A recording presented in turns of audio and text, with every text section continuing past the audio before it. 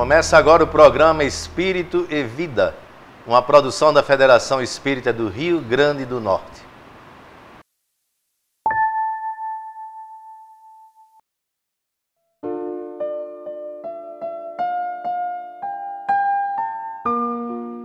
São 5 os sentidos: olfato, tato, audição, visão e paladar.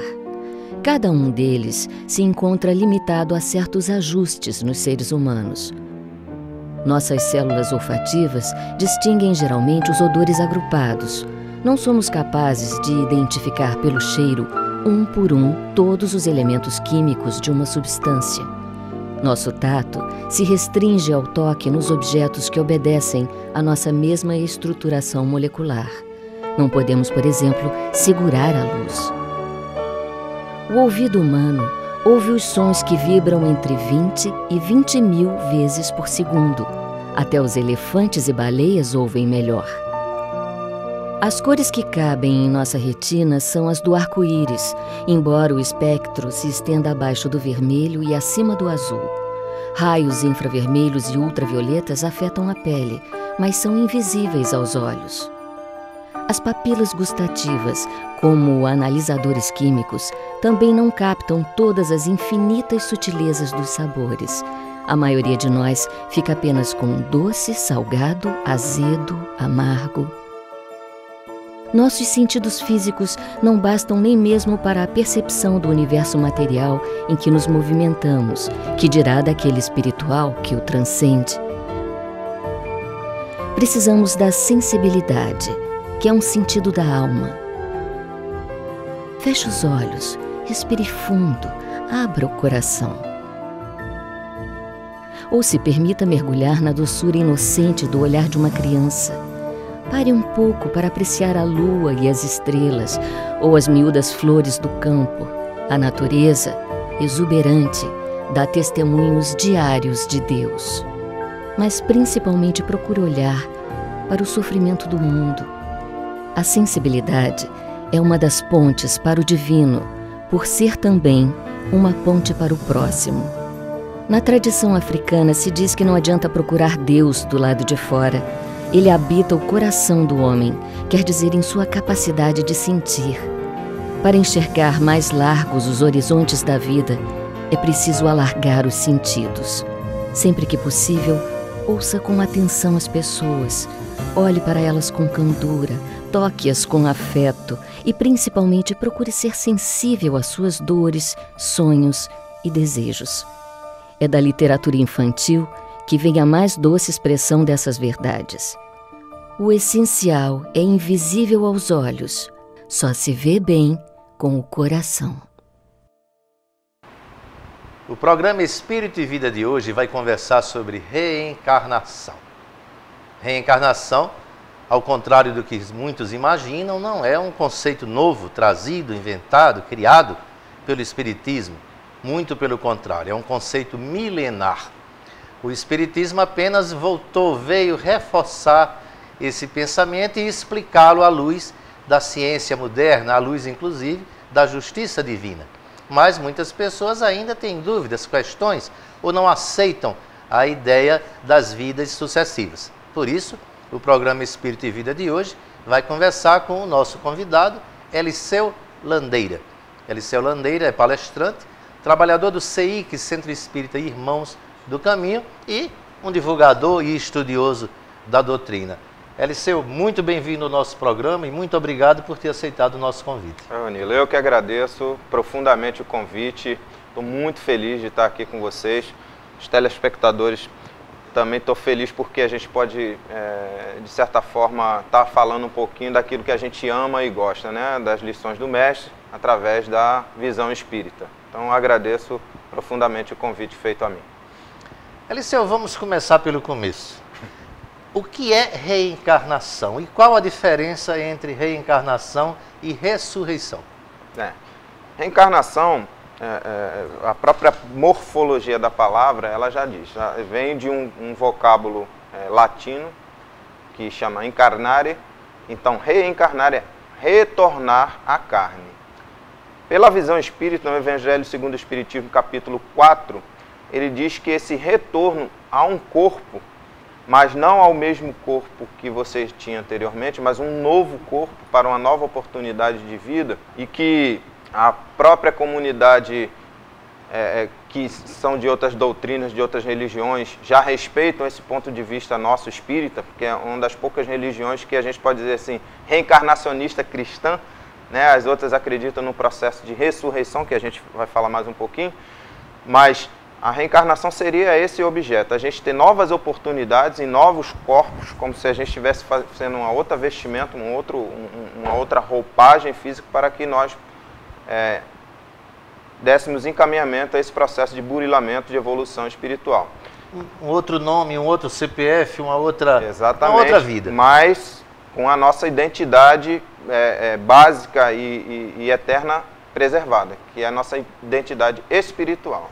Né? A gente tem uma nova roupagem, recebe uma nova nomenclatura, um novo registro no planeta, mas a nossa identidade espiritual é preservada, até porque isso são necessidades para que nós venhamos a desenvolver e conseguir apreender as lições do Cristo, né, daquilo que ele vem nos dizer sobre Deus, sobre evolução, aquilo que a gente tem que evoluir, aquilo que Jesus nos fala, que vós podereis fazer o que eu faço e muito mais. Não tem como você alcançar tudo que é para alcançar em relação a aprender e compreender as leis naturais ou as leis divinas numa vida só.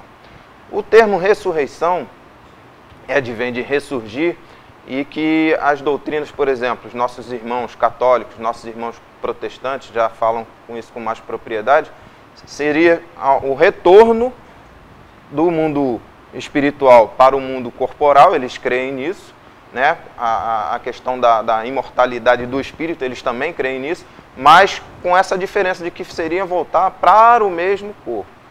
Do nosso ponto de vista, com todo o carinho, com todo o respeito, né, que nós temos aos pensamentos alheios, mas isso até a própria ciência já comprova que seria materialmente impossível, já que as nossas energias, as nossas matérias, elas foram desfeitas com o baixar do nosso corpo à tumba, né, ao desencarne. Então, fazer esse retrocesso celular, acho que é uma coisa que a própria ciência já comprova bem fundamentadamente que isso não é possível. Você falou que uma vida só é pouco para desenvolver as nossas aptidões. Então, por isso que há necessidade das várias reencarnações, é para que tenhamos oportunidade de desenvolver todas as nossas, todo o nosso potencial? As finalidades e as justificativas para que nós creiamos que o processo reencarnatório seja uma lei divina, uma lei natural, uma lei de Deus, que um dia todos nós iremos compreendê-las, é justamente por isso. Se eu tenho que compreender Deus, eu tenho que estudar. Tudo que está na natureza vem de Deus, eu tenho que estudar a natureza. Então, quando eu estudo química, física, matemática, biologia, de certa forma eu também estou estudando Deus. Porque eu estou aumentando meu cabedal científico, meu cabedal intelectual para compreender as leis divinas ou as leis naturais. Então nós cremos, né, dentro dessa lógica, desse conceito, que o processo reencarnatório é um processo necessário para que nós, no decorrer, no transcorrer das eras, a gente consiga ir apreendendo toda essa parte intelectual, filosófica e também moral. Deixa eu me colocar ser a voz dos nossos opositores. Já que a gente não lembra dessas experiências passadas, de que nos serve então? Eu fico muito feliz e satisfeito com essa pergunta, porque justamente é isso que muitas pessoas, as pessoas leigas, mas que têm uma curiosidade sadia, perguntam para nós espíritas, quando a gente tem contato na minha vida profissional, enfim, na seara que eu já venho transitando há muito tempo, já escutei essa pergunta várias vezes e tive a felicidade de achar que eu tenho uma resposta adequada para isso. Eu acho que isso é misericórdia divina, é a bondade de Deus atuando. Porque, vejamos, se nós temos uma necessidade de acertar coisas que nós podemos não ter sido muito felizes em encarnações, em vidas anteriores, e, por exemplo, nós podemos ter sido irmãos, vamos supor essa hipótese, e eu lhe fiz muito mal ou você fez muito mal a mim. Até a gente tem uma brincadeira dentro da doutrina espírita que diz, se você quer ter certeza que uma pessoa vai ser sua parentela física, faça mal a ela, né? Porque você vai ter que ter esse reajuste na harmonia de Deus, que é a harmonia do amor. Você garante um futuro parente. Garante um futuro parente quando você está fazendo mal a pessoa. Por isso que o amar os vossos inimigos é muito importante que Jesus fala isso. Para a gente ter essa confronto. Semear o bem. Eliseu, a gente vai dar uma paradinha, porque está no momento do nosso intervalo. A gente volta daqui a pouco. O assunto é reencarnação, a necessidade das reencarnações. E o nosso convidado é Eliseu Landeira, que está conversando conosco. Não saia daí, a gente volta já.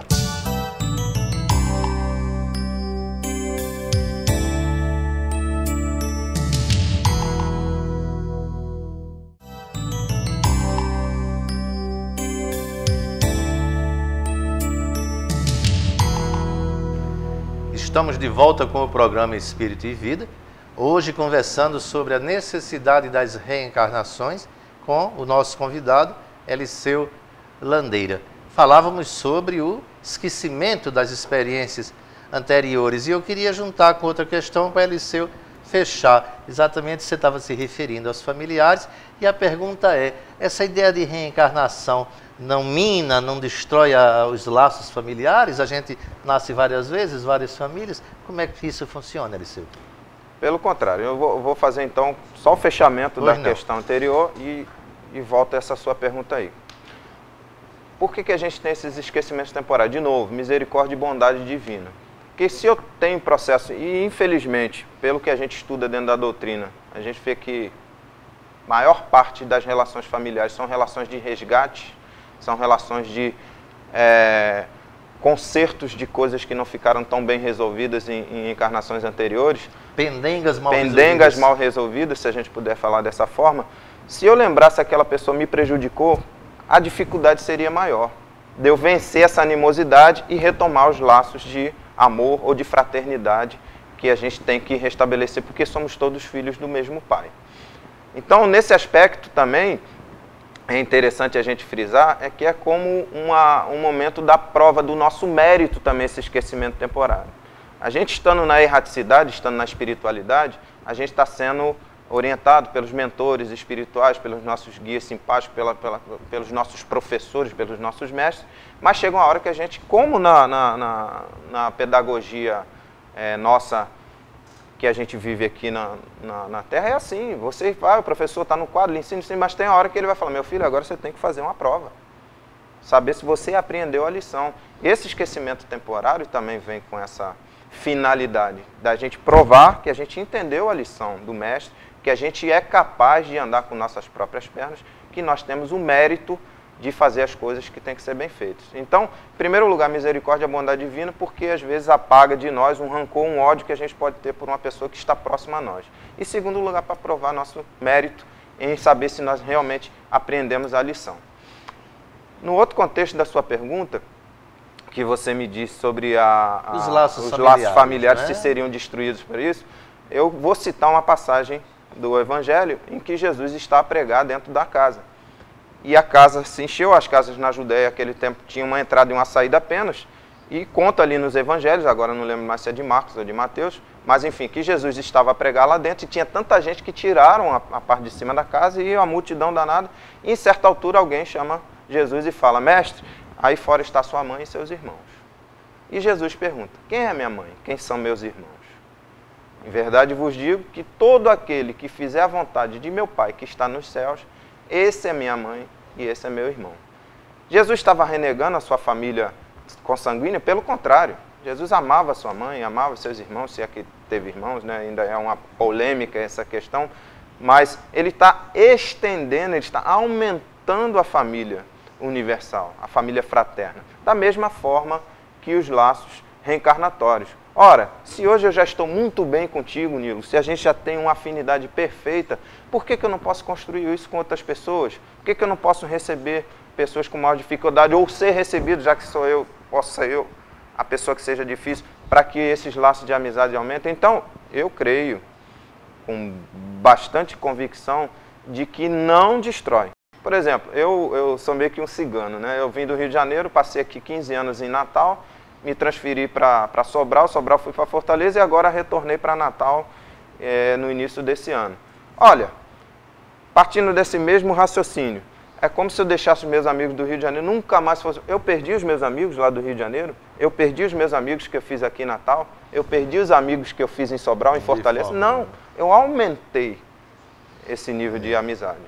Eliseu, nós podemos escolher na espiritualidade, podemos, digamos assim, exercer alguma influência na nossa reencarnação? Podemos escolher aonde vamos nascer, a cidade, as pessoas com quem vamos conviver, ou essa reencarnação se dá de maneira automática? Há reencarnações chamadas compulsórias, que são feitas à revelia daquele espírito que vai reencarnar. Quais são essas reencarnações compulsórias? Por exemplo, o suicida, que dilacerou o seu corpo, seu perispírito. Talvez os nossos telespectadores espíritas já tenham esse conceito de perispírito, mas o perispírito, para os que não são espíritas, é o que envolve o nosso espírito, a nossa alma, além daquilo que está dentro do corpo. Então, quando eu me suicido, eu dilacero o meu corpo por alguma forma, eu também faço isso com o meu perispírito. E às vezes essas reencarnações compulsórias são feitas à revelia dessa pessoa, desse indivíduo, para que ele possa restabelecer o seu perispírito. Não é nem para questões, as finalidades e as justificativas reencarnatórias, que, por exemplo, são provas, expiações, missões, tarefas, para contribuir com a intelectualidade do planeta, para dar alguma contribuição nas ciências, no saber da humanidade. São diversas finalidades. Essas aí, geralmente, em sua grande maioria, elas são feitas em comum acordo com a pessoa. Há uma programação, um planejamento. Agora, eu acho importante frisar nessa questão que muitas pessoas também, que quando, por uma curiosidade sadia, vêm perguntar a nós espíritas, então está tudo programado, eu não tenho o que fazer? Programação e planejamento é diferente de fatalidade. Então, quando a gente, por exemplo, pega um nosso filhinho e leva lá para a escola, certo? Os pais fazem uma programação. Eu não estou botando ele na melhor escola que eu posso colocar, vou dar os recursos, vou dar material escolar, enfim, vou dar toda a estrutura para que ele possa estudar. Eu faço uma programação junto com minha esposa, por nós termos já uma evolução maior do que aquela criança, que está sob nossa tutela, sob nossa responsabilidade. Assim os mentores espirituais fazem conosco, fazem uma programação. Mas a criança, assim como nós, temos o nosso livre arbítrio. Então, se nós vamos lá para a escola, se vamos aproveitar tudo que a escola tem, se nós vamos estudar, se nós vamos nos dedicar, vai caber àquela pessoa. Assim como cabe a cada um de nós, porque o processo reencarnatório é um vestibular muito concorrido, viu, Nilo? É um Enem. É um Enem e pesado, porque dizem que há 5 ou 6 vezes mais população espiritual do que população encarnada. Então, quando nós estamos aqui sendo abençoados com a encarnação, nós temos que dar muito valor ao nosso corpo, à nossa vida, às nossas oportunidades, às nossas famílias, porque isso é uma coisa, uma dádiva difícil da gente conseguir, né? Um vestibular concorridíssimo, como a gente meio que na brincadeira falou, mas é sério mesmo, isso é na verdade. Mas o nosso livre-arbítrio é que vai nos dizer se o nosso aproveitamento aí vai precisar de mais ou menos processos reencarnatórios. Se formos bons alunos, não é? Exatamente. Na verdade, é uma bênção que deveríamos saber agradecer e valorizar, valorizando cada momento, cada instante das nossas vidas e sendo gratos ao Senhor. A gente vai dar mais uma paradinha, a gente volta daqui a pouco, o assunto é a necessidade das reencarnações e o nosso convidado é Eliseu Landeira. A gente volta daqui a pouco e no próximo bloco são vocês que vão dirigir as perguntas a Eliseu. Não saia daí, a gente volta já.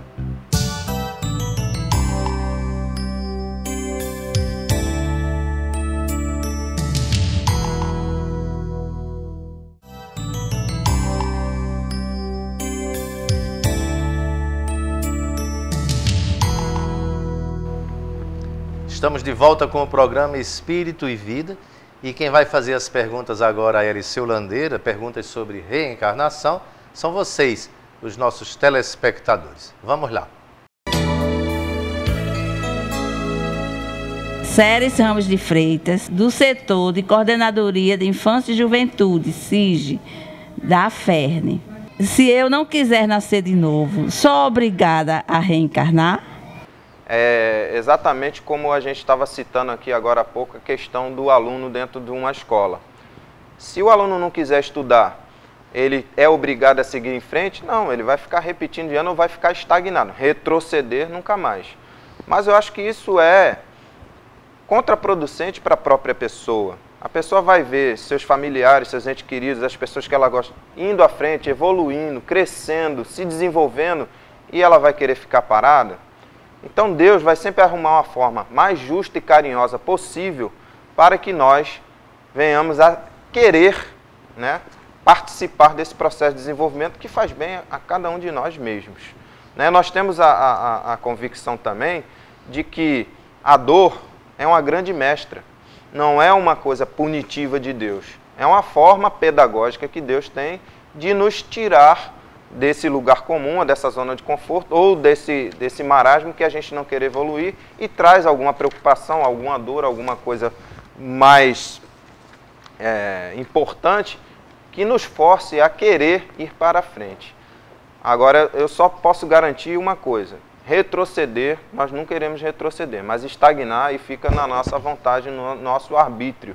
Mas Deus carinhoso, um Pai amoroso como Ele é, Ele sempre vai arrumar uma forma de nos estimular com muito carinho, com muito amor, com muita paciência, né, para que nós venhamos a querer participar desse processo de desenvolvimento, não só individual, mas como coletivo também. Meu nome é Inês e eu gostaria de saber se uma mãe é obrigada a receber um inimigo de outra existência como filho, se isso não representa uma agressão a essa mãe que tem que reeducar esse espírito na atual existência. A violência ela nunca vai ser assim, por exemplo, como num processo obsessivo. Nós temos os maus espíritos querendo nos influenciar, os bons espíritos eles não agem dessa forma, eles tentam nos influenciar. Se eles veem que nós não temos desejo de ser influenciados para o bem, eles não vão ficar perdendo tempo conosco. Eles vão deixar a nossa revelia até que a gente consiga sair desse tipo de, como eu posso dizer assim, de revolta ou de não querer participar do concerto divino. No caso específico da pergunta, uma mãe é obrigada a receber um filho violento? Ora, vai depender do seu nível de responsabilidade, de influência que ela teve na formação da violência ou no desvirtuamento dessa criatura. Mas ela não é obrigada. Em absoluto, ela não é obrigada. Mas quando a gente ama tanto uma pessoa, aquela pessoa, a gente consegue enxergar nela valores que as outras podem não enxergar. É por isso que a gente vê nas portas dos presídios as mães indo lá visitar, chorando e tal, e muitas vezes as pessoas não compreendem. Pô, mas ela está um assassino, está um traficante, está um pedófilo, está a ralé da sociedade e aquela mulher está ali chorando. Principalmente a mãe, que foi o objeto da questão. A mãe tem esse sentimento mais apurado de ali dentro tem um diamante bruto esperando ser lapidado, esperando ser desenvolvido, esperando ser curado. Mas não há violência, só para deixar bem claro. Meu nome é Isaías Bezerra, né? Queria saber, uma pessoa responsável por um grande número de mortes, né? Como que ela vai resgatar isso, se não tem como todas essas pessoas, né, reencarnarem como parentes? Há um contexto aí que a gente deve ficar bastante atento a ele. O nosso conceito de tempo é um conceito diferente e até nós, como sociedade humana, como corpo coletivo, nós já temos estudiosos que já estão começando a nos ensinar que o conceito de tempo ele é relativo. A teoria da relatividade de Einstein, de uma certa forma, vem nos comprovar isso. Por exemplo, mal comparadamente, fazendo uma analogia com o que Einstein queria nos explicar do que seria esse conceito de espaço-tempo. 1 minuto. Quando eu estou ao lado de uma pessoa amada, fazendo alguma coisa que eu amo, esse 1 minuto voa, passa com uma velocidade que você não percebe. Mas você pega um ferro em brasa e segure durante 1 minuto para ver se isso não parece uma eternidade. Então, isso é conceito relativo. Vamos pegar esses monstros assim, que são nossos irmãos, mas que fizeram essas atrocidades nas guerras mundiais. E até hoje a gente vê esses ditadores fazendo isso aí, são irmãos nossos ainda inferiores, que ainda se comprazem no mal. Essas pessoas vão ter que resgatar. Se não no nosso mundo, que já está passando por um melhoramento, um processo regenerativo, deixando de ser simplesmente um mundo de provas e expiações, mas ele vai ter todo o tempo e espaço necessário para resgatar isso. Uma opinião bem embasada minha, particular, eu acho que essa pessoa vai ter que, de uma forma ou de outra, conseguir amar, não receber todos como parentes, mas conseguir amar todos. E aí eu recorro a Pedro, uma passagem que Pedro tem no Evangelho, que ele faz assim, que o amor cobre a multidão de pecados. Então, quanto essa pessoa mais amar, mais compreender que é a lei divina, que é a lei de Deus, é a lei de libertação, ela vai entender que esse amor que ela vai conseguir espraiar para todo mundo, ela vai conseguir resgatar, mas que vai ter que resgatar, vai ter que resgatar. Eliseu, o programa Espírito e Vida agradece a sua presença conosco, eu tenho certeza que todos estão satisfeitos em casa. Mas isso é um estímulo, e esse eu acho que é o maior mérito do programa, é um estímulo às pessoas a se aprofundarem, a querer saber, não ser espíritas, mas a querer saber do seu destino, de onde eu vim, para onde é que eu vou, por que eu nasci naquela família, por que isso acontece comigo, dentro de explicações lógicas, raciocinadas. Isso é o estímulo que eu acho que o programa Espírito e Vida traz para as pessoas. Independente se vai buscar doutrina, se vai buscar aquele outro tipo de corrente religiosa, mas tenham esse interesse.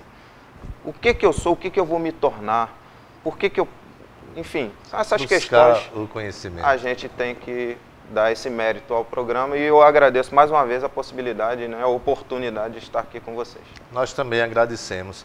Nós vamos agora ao nosso próximo quadro.